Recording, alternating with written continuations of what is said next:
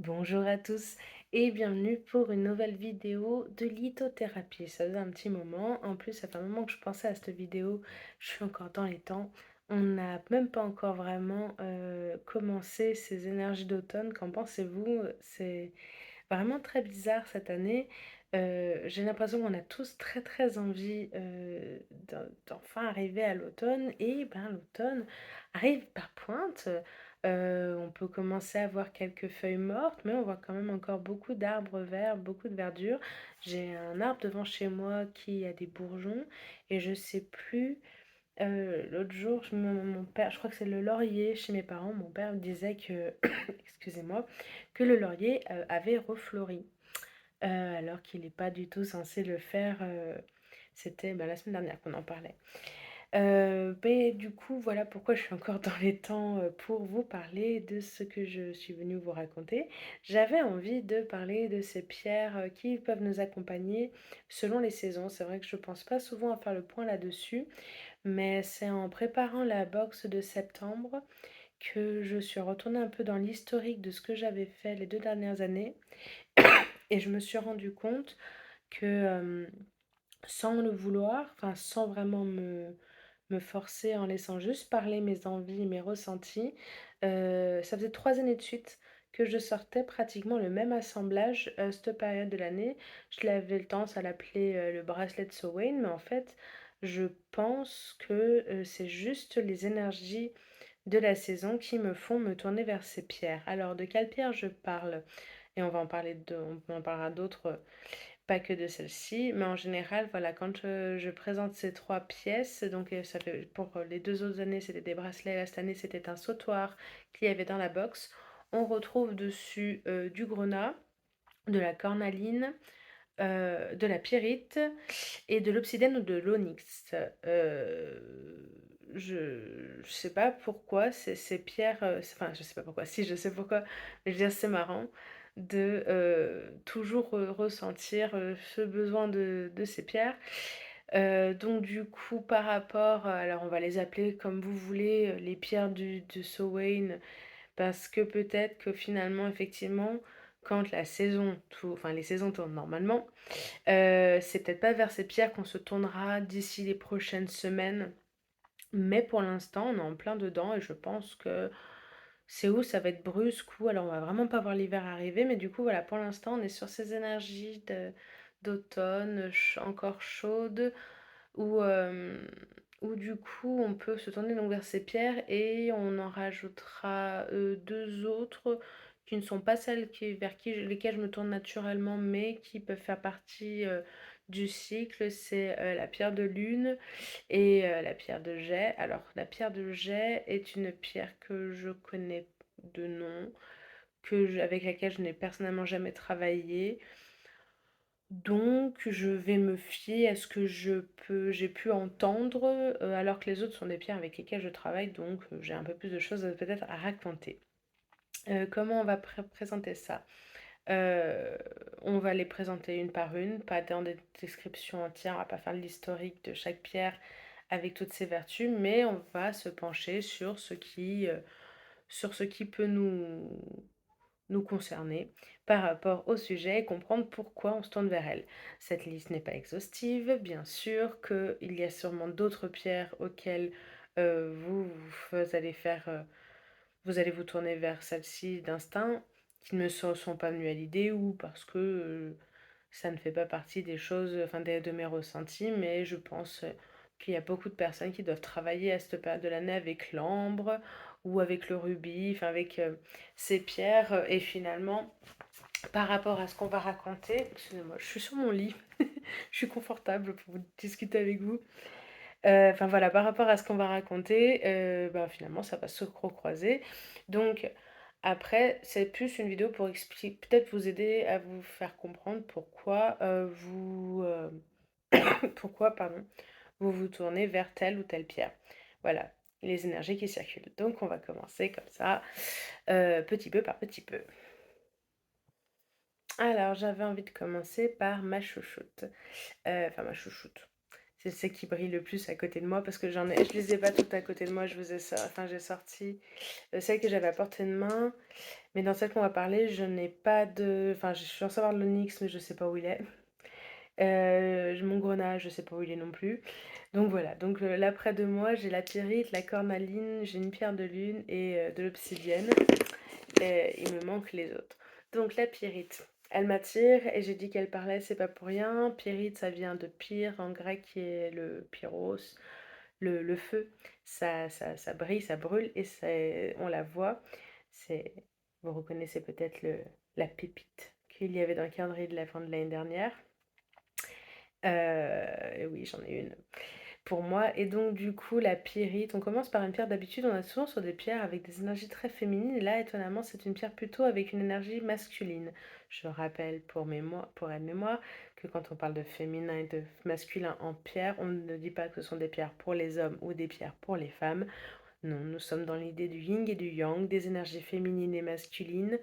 Des énergies masculines sont les énergies qui vous portent à l'action, à agir, alors que les énergies féminines sont dans l'introspection, le fait de penser. Ça ne veut pas dire que les hommes font et les femmes pensent et qu'il ne se passe rien.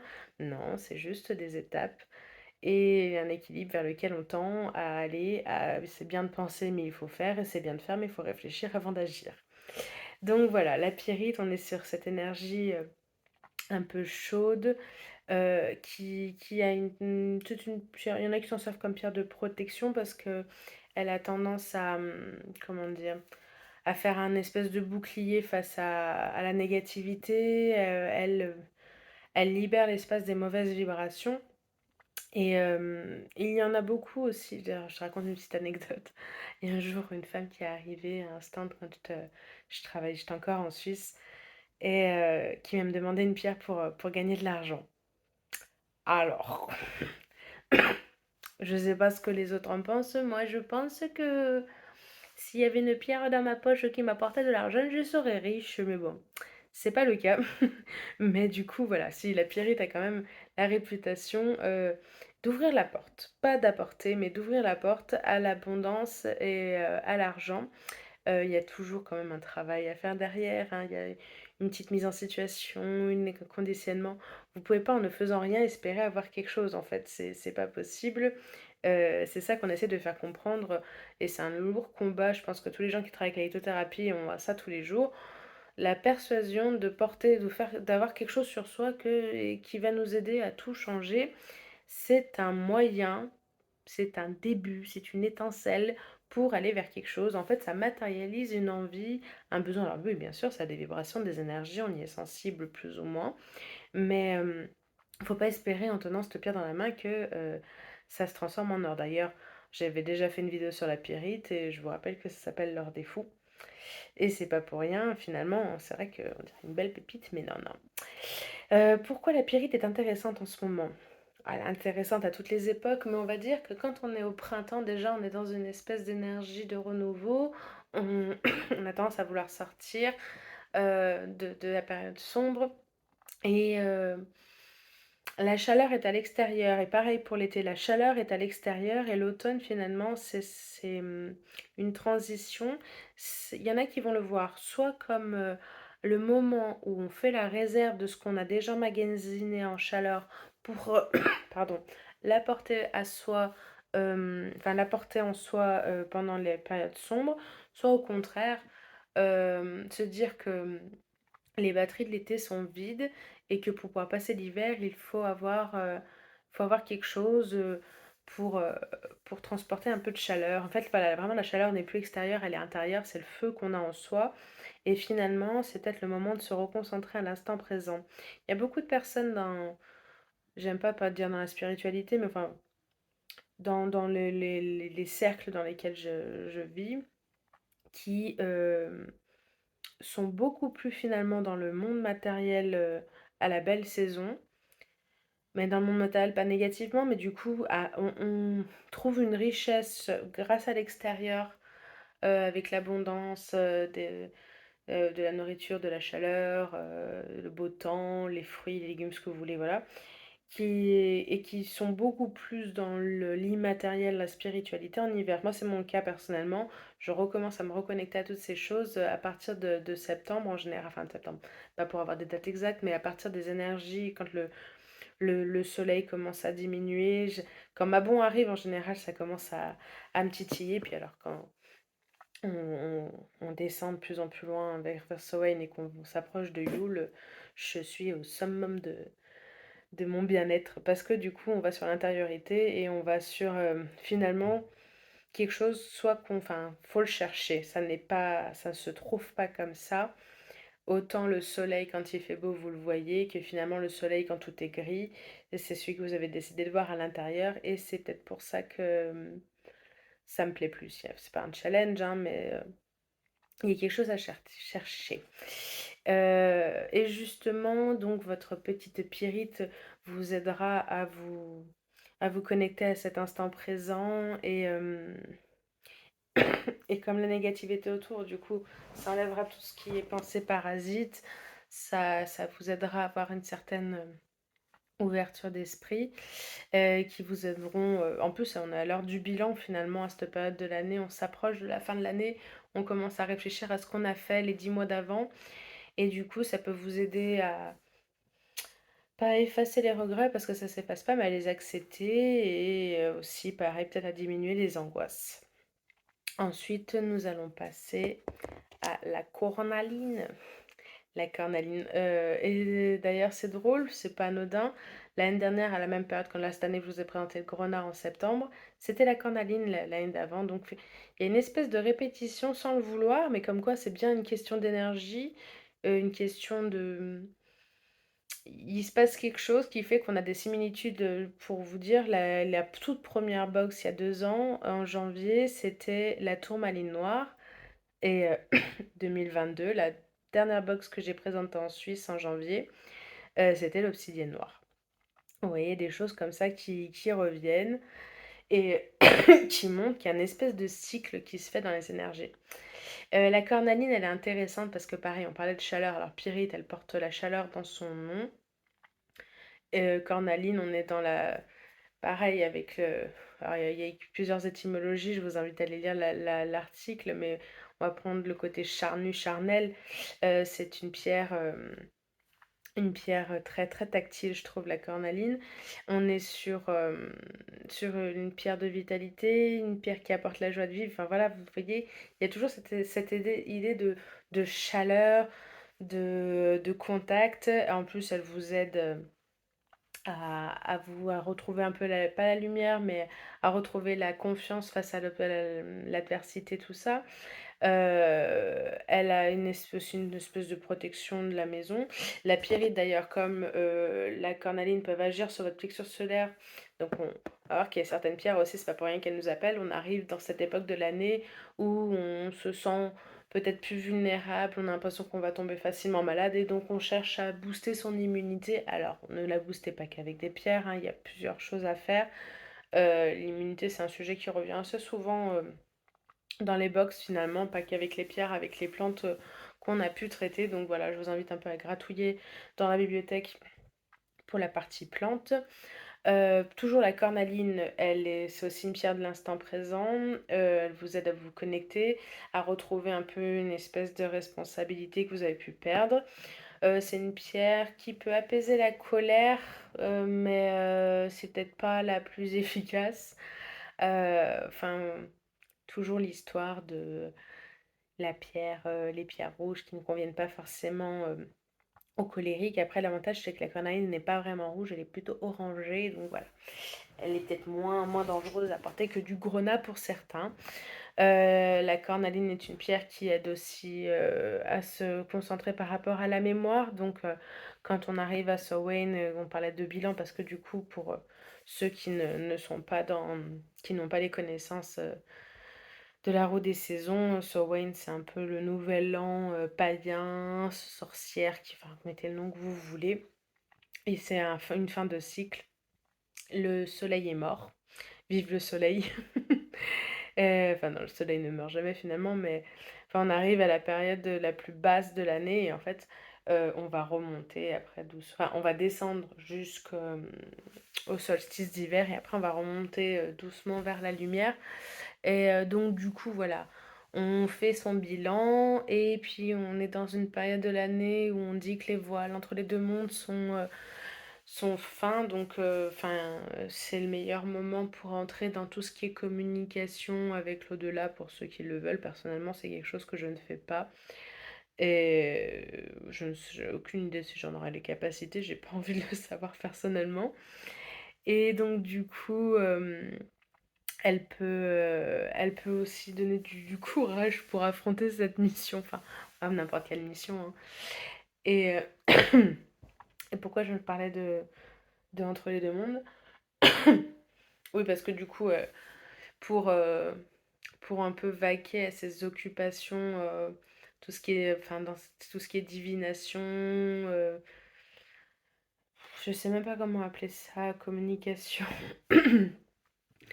communication avec l'au-delà, enfin, médiumnité, tout ça, c'est des domaines que je maîtrise très mal, enfin, pas par peur, hein, je l'avoue, j'espère ne pas avoir Bref, c'est pas le sujet. Vous avez compris que je suis pas très à l'aise avec cette discussion, avec ce sujet-là en tout cas. Mais du coup, pourquoi j'ai perdu le fil? Oui, donc cornaline qui est une pierre qui peut aussi, donc beaucoup de pierres peuvent aider à méditer, enfin beaucoup peuvent être contre-indiquées pour la méditation, mais ça fait partie des pierres que vous pouvez utiliser pour la méditation, pour la concentration, et donc du coup pour toutes vos petites affaires spirituelles autour du Samhain et autour aussi de la fin de l'année, quand vous avez commencé à poser vos bilans, mais on ne parle pas forcément que des choses spirituelles, hein, on peut parler de choses matérielles, on peut faire le bilan de votre année, de ce qui s'est passé entre janvier et décembre, enfin janvier et novembre, parce que après, je pense que les énergies changent un petit peu. Donc après, vous verrez vous-même si vous êtes encore appelé par la cornaline au mois de décembre. Mais bon. Et donc, elle est longue cette phrase. Vous voyez comment j'ai du mal. Je suis un peu rouillée hein, pour vous raconter des choses. J'ai un peu la voix qui rouille aussi. Et bien, la cornaline, elle est très bien. Elle est bien. Voilà. C'est bien pour ça. C'est très très bien. Elle est chaude. Elle vous fait du bien. Ensuite, le grenat que je n'ai pas à portée de main. Pareil, il y a un article tout frais, il est sorti je crois la semaine dernière, je l'ai posté sur le site puisque c'était la pierre de la box, dernière box qui est sortie. C'est une pierre pareille qui vous donnera du courage, qui vous donnera beaucoup d'énergie, c'est aussi une pierre de vitalité, donc on a aussi dans cette pierre rouge une certaine force. Et il y a un côté sanguin et sacré, je trouve, avec le grenat. Ça donc du coup, pour la petite anecdote, ça fait partie de ces pierres qu'on a confondues pendant très longtemps avec le rubis. Enfin, c'est pas l'erreur la plus flagrante avec le rubis, c'était le... Oh là là, c'est un S, la spinelle.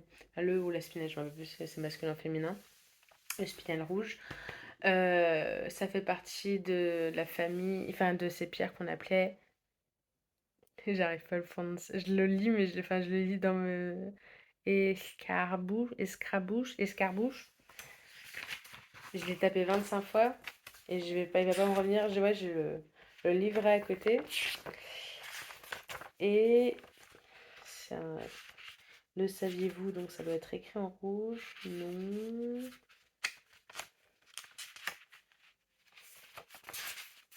Oui, bah si je suis dans le sabbat et pas dans la pierre, je risque pas de trouver.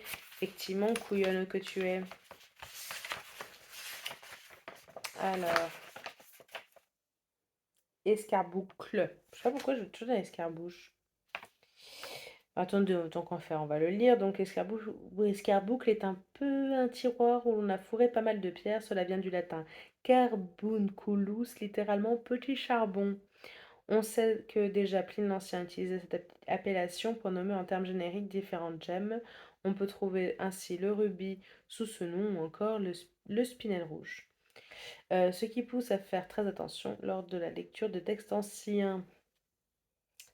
Voilà. Donc du coup, voilà, escarboucle, ce sont des pierres rouges en général, donc grenat, rubis et spinel. J'ai perdu mon fil du grenat. Je reviens. Ça revient du dans ma tête. Oui, donc le grenat, pareil, en le plaçant au niveau du chakra racine ou du plexus solaire. C'est une pierre qui peut vous aider à, alors pas l'ancrage pur et dur, si un peu, mais à poser ses valises, à se renforcer dans le sens avoir assez de tenue, comprenez? D'être assez bien dans ses baskets pour affronter ce qu'on a affronté.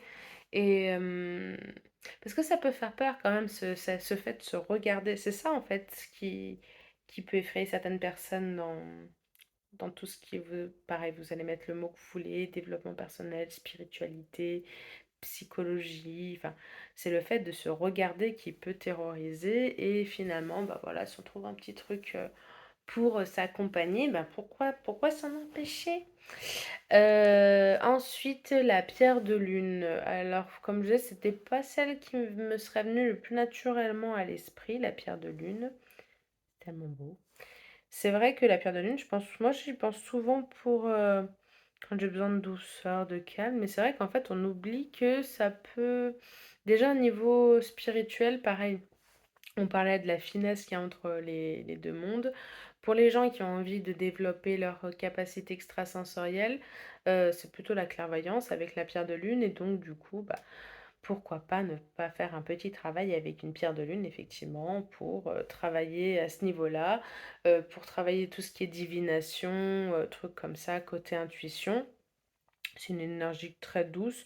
Parce que voilà, enfin, je vous parle de chaleur, mais peut-être qu'il y en a besoin il y en a qui ont besoin justement de calme, de douceur, qui n'ont pas forcément besoin, enfin, qui voient pas ça comme un combat, donc qui se tournent très naturellement vers une pierre de lune.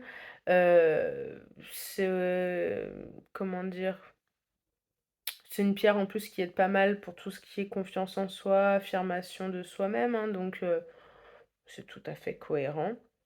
Je pense que c'est peut-être une bonne pierre d'ailleurs de transition entre novembre et décembre. Je sais pas pourquoi, peut-être vers décembre, j'aurais besoin de douceur. Je sais pas. Après, c'est mon ressenti personnel, comme je vous ai dit, chacun voit les choses comme il veut, hein. Puis la pierre de lune, oui, après on a différentes nuances, hein. Je vous rappelle, vous la retrouvez blanche, saumon, puis il y a la pierre de lune noire, les catholites. Donc oui, finalement, sans parler de sorcellerie, on arrive dans la période sombre. Donc peut-être que les gens qui se tournent vers le culte de la lune, vers Eka, tout ça, se sentent plus attirés par ce genre de pierre à cette saison. Vient ensuite notre copine l'obsidienne. Très bonne pour tout ce qui est enracinement, pareil en fait. En quelque sorte, vous allez passer en mode hibernation. Alors ça ne veut pas dire que vous allez vous endormir, mais vous allez avoir tendance à être plutôt à l'intérieur. Donc du coup, autant être bien dans ses baskets pour passer du temps avec vous, en fait. C'est un petit peu une pierre qui vous calme l'esprit, qui vous aide à vous remettre en face des choses quand vous avez une décision à prendre. Euh, c'est une pierre qui accompagne assez facilement, je trouve, l'obsidienne. Elle a peut-être un côté un peu trop réaliste et matériel. On dit que si je dis pas de bêtises, c'est elle qui oui, c'est l'obsidienne qui supporte que la vérité. Donc, vous pouvez pas vous mentir avec l'obsidienne. Ça chasse vraiment les illusions, les faux semblants. On est dans le vrai avec elle. Donc, du coup, finalement, pour découvrir certaines vérités, pourquoi ne pas se faire accompagner par elle, effectivement. Euh, je sais plus. Attendez. Ah bah oui. Bah, elle aussi, elle aide à développer la clairvoyance. Et du coup, voilà. En méditation, elle peut vous aider à découvrir la vérité absolue. Ça va, je me rappelle quand même de deux, trois trucs, c'est bien. Ensuite, je ne l'ai pas à portée de main, mais nous avions l'onyx, donc on est pareil. Donc comme l'obsidienne, on est sur une pierre de plutôt racine par rapport à l'ancrage. Elle renvoie les mauvaises énergies et les pensées, les ondes négatives. Donc du coup, voilà, pour être tranquille avec dans son petit soi, autant ne pas se faire embêter par les choses extérieures qu'on peut nous renvoyer. Elle est très utile en période de grand stress et puis elle vous aide à prendre de la distance avec la tristesse et les vieux chagrins et le moustique là, on t'a pas invité. Et donc du coup, ben, pour en revenir à Sowin, oui, parce que j'essaie de, de faire, de pas partir trop loin et de me rappeler d'où on est parti. Donc Sowin est une période de l'année, donc pour la 25e fois depuis le début de la vidéo, où je dis que le voile entre les deux mondes est fin. C'est une période de l'année où je fais allusion d'ailleurs dans le livret au jour des morts, il y a la Toussaint et tout, où il y a le culte des ancêtres. Les ancêtres, c'est très loin, mais vous avez des ancêtres pas très très loin de vous. Et du coup, ça peut être une période de l'année où vous éprouvez le besoin de, de penser à vos chers disparus, surtout si c'est par exemple le premier, euh, le premier 31 octobre, 1er novembre que vous passez sans quelqu'un, ça peut être plus dur à porter que d'habitude ou que ce qui se passera après. Donc du coup, ça peut faire partie de ces pierres qu'on porte un peu comme les pierres de deuil. Pour moi, les pierres de deuil, un mélange de pierres intéressant.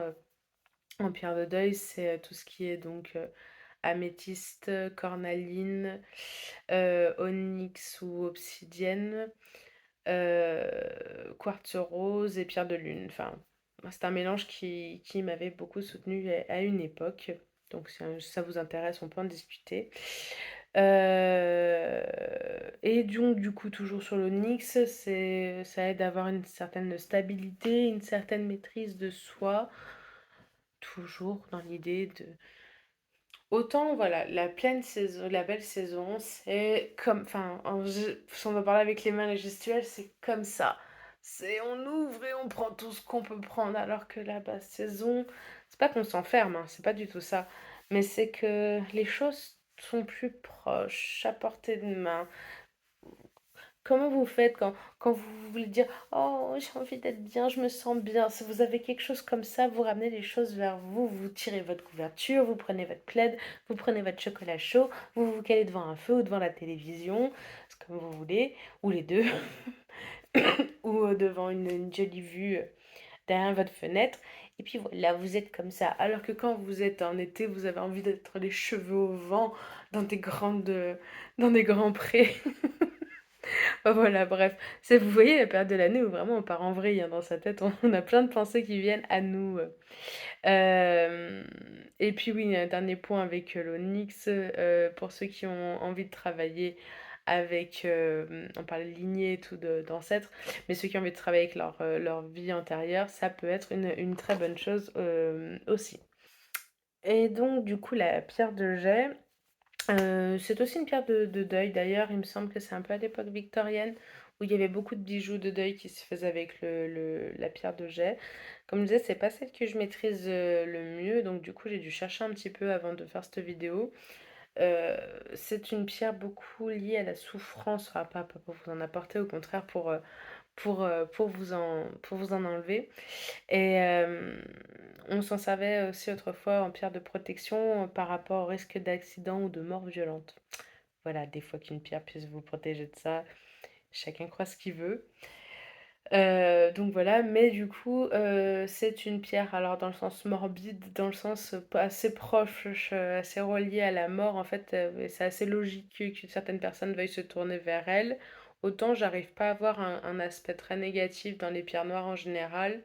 J'y vois jamais aucune morbidité, je sais pas si on peut dire ça comme ça, par rapport à l'obsidienne, à l'onyx ou à la tourmaline, que la pierre de jet, effectivement, je l'associerais plus facilement à une pierre tombale.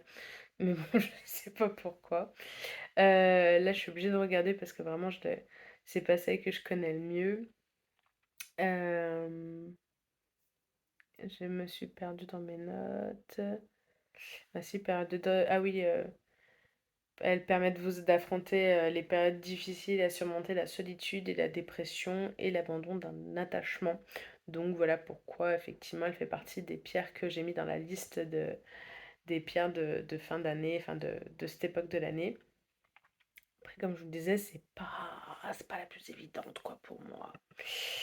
Enfin voilà, nous avons fait un peu le tour. Après, il y a des pierres, je dirais presque intemporelles dans la saison. On aurait pu parler du jaspe mokaïte, ce mélange de pierres. C'est des couleurs qui vous attirent. Après, pour la petite anecdote, pourquoi enfin, j'explique souvent les couleurs des pierres par rapport à une émotion, par rapport à une saison, par rapport à plein de choses. Alors, premièrement, parce qu'en lithothérapie, quelque chose d'important, on relie souvent la couleur des pierres au chakra, chose avec laquelle je suis à 80% d'accord. Puis après, il y a 20% d'expérience, de ressenti, de chaque personne est différente, et qu'il y a des pierres avec qui on est censé pouvoir travailler selon son signe, mais qui ne nous parlent pas forcément, qui nous font mal, ou qui ne nous attirent absolument pas. Ne me parlez pas de topaz, je déteste ça, et que je crois que 80% des trucs de bijoux, de machin, associent le signe du Sagittaire à la topaze. Je sais pas pourquoi, moi j'ai une répulsion pour cette pierre, mais bon. Et tout ça pour... Oui, donc oui, les pierres de saison, finalement, vous remarquerez qu'il y a quand même pas mal de pierres qui sont dans les couleurs qu'on voit autour, les couleurs automnales et tout. Et sans parler lithothérapie, avec l'art-thérapie, on le sait, enfin, on le sait, personnellement je le sais aussi, que les couleurs ont leur importance, qu'elles touchent différents domaines, qu'elles vont toucher différentes parts de vous et de votre inconscient au subconscient. Et par rapport aux pierres, j'ai une petite anecdote, je sais plus si je l'ai déjà racontée. Je sais que je l'ai déjà racontée, mais je ne me rappelle plus si je l'ai raconte en vidéo. Là, je ne l'ai pas portée de main. Mais j'ai une bague ça fait mal au ventre, mais là je suis en train de réfléchir qu'on est en octobre, donc dans quelques mois je vais avoir 35 ans. Donc cette pierre l'année prochaine ce bague aura 20 ans l'année prochaine. Voilà, voilà. Euh, donc tout ça, c'était une bague, la bague de mes 16 ans, que je me suis offerte pour mes 16 ans. La petite anecdote, je l'ai vue dans un magasin qui existe toujours, mais qui a changé un peu d'aspect, mais qui est toujours par là-bas. C'est Mineralia à Saint-Jean. Et cette bague, alors je me rappelle pas si à l'époque ça s'appelait encore Mineralia. Je sais que maintenant il y a toujours une boutique de pierre qui s'appelle comme ça. Est-ce que c'était déjà celle-là à l'époque? Je sais plus. Mais voilà, s'il y avait cette bague, un petit cœur ajouré. Au centre, il y avait une pierre. Celle que je regardais était en améthyste. Et vous aviez un côté en argent lisse et l'autre côté avec de la marcassite, enfin comme ça se fait beaucoup. Et cette bague, je la regardais souvent parce que quand j'étais plus jeune, mon père nous emmenait nous promener dans le Vieux-Lyon très très souvent. On s'amusait à monter les escaliers, à compter les marches. C'est vrai, et je vous jure, je vous promets qu'on faisait ça et on adorait ça. Et donc du coup, on passait souvent par là-bas, vers le palais de justice. Et j'allais voir cette bague en améthyste, elle me faisait rêver. Et du coup, je n'étais pas pour mon anniversaire, je me l'achèterais avec mes étrennes et tout, et tout, et tout. Et puis les mois passent, décembre arrive, j'ai mes étrennes, et donc du coup, je suppose pendant les vacances ou pendant un week-end juste après mon anniversaire, on passe dans la boutique et je me décide enfin à aller l'acheter. Et là, je me rends compte que la même bague existe, mais avec un grenat. Et pourtant, cette bague en améthyste, je vous promets que je l'ai regardée une bonne cinquantaine de fois avant d'aller l'acheter. Et elle me faisait envie, j'en crevais d'envie, mais je sais pas pourquoi au moment de choisir, mais ce grenat m'appelait en disant... à l'époque, j'avais 16 ans, je savais pas ce que c'était les lithothérapies, je savais pas les pierres, pour moi c'était juste joli et tout, je savais déjà que oui, grenat et métis, ça existait, c'était déjà l'époque où toutes les rentrées scolaires, je commandais le catalogue de Mathis pour découper les bagues, et voilà, je marquais les anniversaires de mes amis et de ma famille avec une bague, donc... je m'intéressais plutôt à la minéralogie à l'époque qu'à la lithothérapie. Je crois que je ne pouvais même pas savoir que le mot existait. Mais donc, du coup, à pas comprendre, mais pourquoi c'est celle-là, il me faut celle-là. Donc, du coup, je finis par choisir. Et puis, du coup, je dis à la vendeuse, je pose la question. Mais je me rappelle, la réponse, je me rappelle à moitié, mais je me rappelle pas je me rappelle pas qu'elle évoquait lithothérapie dans la réponse. Mais elle dit, voilà, je comprends pas. C'était celle-là que je voulais, mais finalement, c'est celle-là. Puis, c'était même pas une question de prix, hein. Je crois qu'elles faisaient à peu près le même prix toutes les deux. Je me rappelle même plus du prix, mais bon. Et, et elle m'avait juste dit, c'est le changement de saison. Vous avez vu cette bague peut-être au beau jour, en été ou au printemps. Donc du coup, l'améthyste, ça vous parlait à ce moment-là. En plus, c'était une améthyste très très claire, c'était pas une améthyste foncée. Et elle dit, là, on est au mois de décembre, vous avez besoin de chaleur, donc vous avez choisi le grenat. Et je suis à peu près sûre qu'elle n'a pas prononcé mon lithothérapie. Enfin bref, donc voilà pour vous dire que oui, selon la période, l'état d'esprit déjà dans lequel vous êtes, la saison, vos choix peuvent changer, peuvent varier. Il y a pas longtemps, je discutais avec quelqu'un qui connaît très bien les box du boudoir pour en avoir loupé seulement 2 sur toutes celles qu'il y a déjà et qui avait des bracelets à faire réparer et qui, me disait que c'était pas pressé puisque de toute façon elle était plus sur les bracelets que j'avais en réparation, elle était passée sur d'autres sortes de pierres justement par rapport à la saison. Pas parce qu'il faut absolument changer à chaque saison, mais parce qu'elle était appelée par d'autres pierres à ce en ce moment.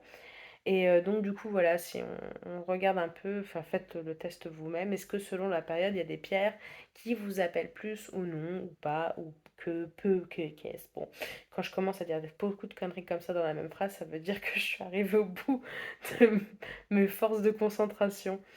Donc voilà, j'espère que cette petite vidéo vous aura, enfin petite vidéo de 35 minutes et quelques, vous aura plu.